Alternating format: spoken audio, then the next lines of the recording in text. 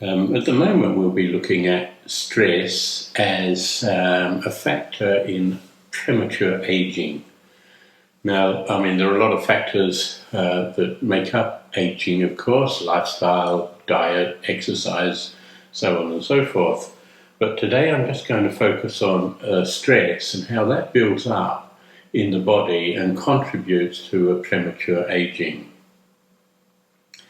Most of us are stressed, but we fail to recognize it until we hit the wall, until there's a breakdown, a crisis of some sort, a lot of anxiety, panic attacks.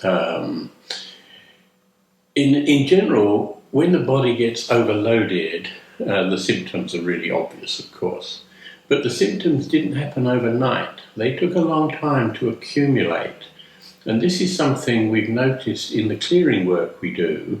When someone strongly identifies, consciously or otherwise, with the body, with the emotions, the Buddhists call this identifying with body consciousness, then there will remain aspects of the self that Jung called the shadow, parts that have yet to be brought into the light, yet to be embraced and accepted.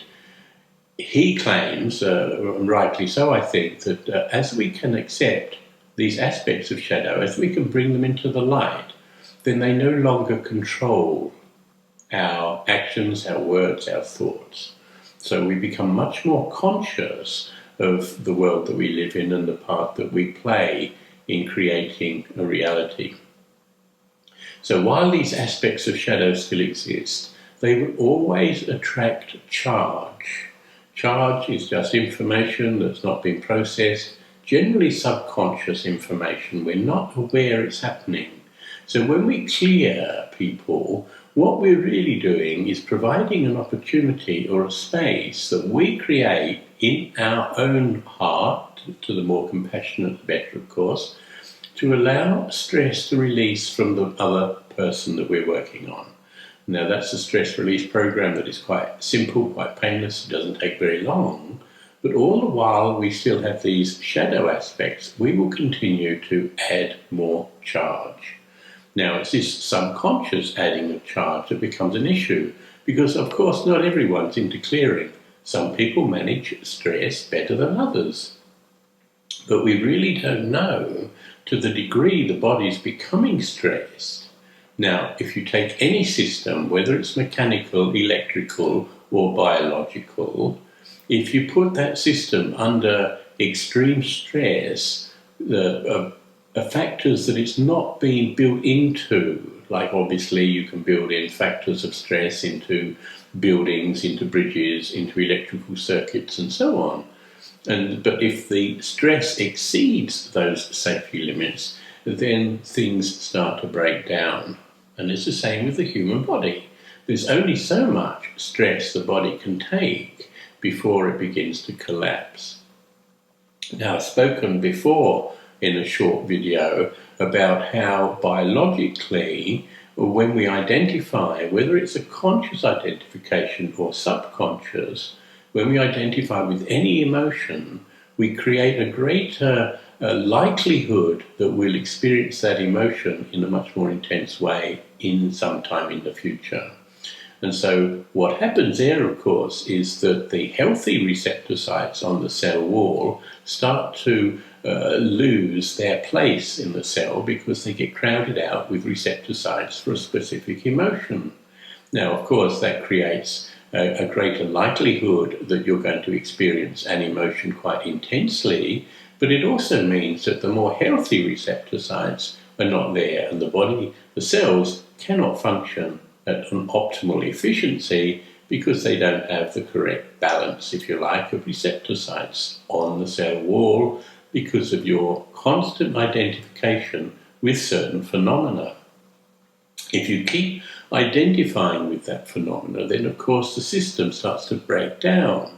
The system becomes weak, it's not healthy, it starts to overload the cell starts to misbehave, if you like, it doesn't reproduce in a clear way, and then the cell starts to act up, and then all sorts of things start to go wrong with the body. One of these is aging. Stress can be one of the biggest factors in premature aging that I've come across. This is obviously not taking into account other lifestyle choices, etc. But as I say, we're focusing on stress at the moment. We had a lady come to a workshop in the States, a week-long program. And when she got home, her son was continually pestering her. Where had she been? Where had she been?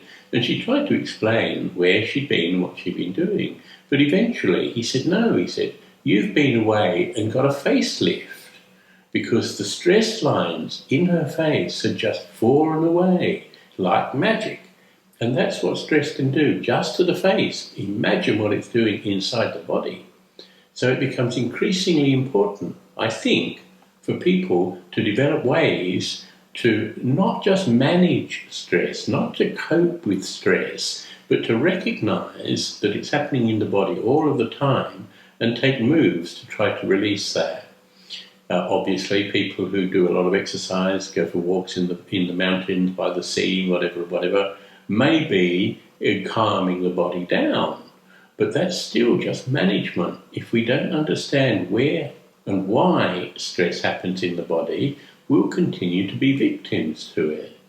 And so I've found, and I'm sure many thousands of people who've been introduced to this process and practice it have found that stress gradually falls away, depending on how often you associate with people who can clear, of course, but stress will gradually fall away, meaning that stress is no longer allowed to build to a critical point in the body. Obviously, if you come to this practice very late in life, or you've got a lot of stress already, then it's going to take a while for the body to relax and feel comfortable and safe. But you've got to start somewhere.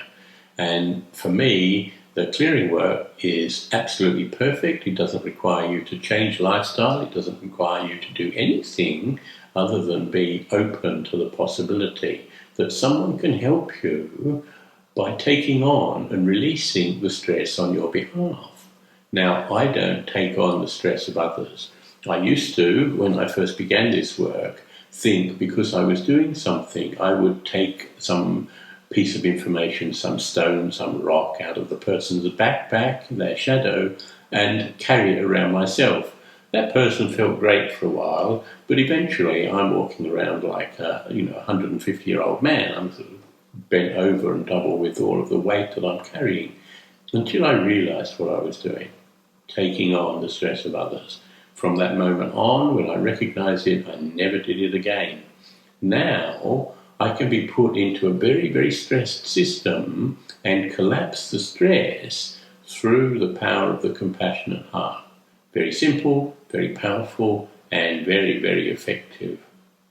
So try and keep in mind that your body is accumulating stress, whether you're conscious of it or not. And you won't notice until there's a bit of a breakdown, until you get burnout, whatever, however you describe it, when the system cannot cope any longer. I hope you've enjoyed that. Until next time, try not to take yourself or your stress too seriously. Lighten up, let it go.